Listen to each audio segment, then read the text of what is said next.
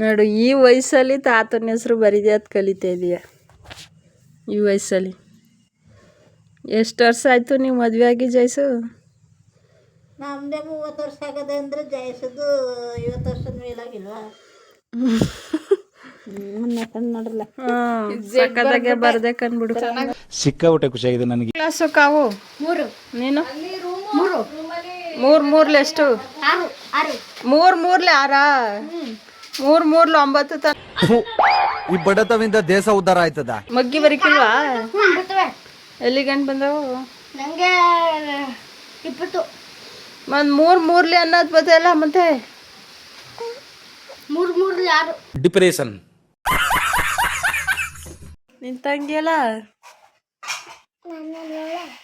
ಕರ್ಕ ಬರುವೆ, ಇಬ್ರು ಜಗಳ ಆಡೋರಲ್ಲ. ನನಗಿದ್ರ ಒಂಥರ ಸಂತೋಷ.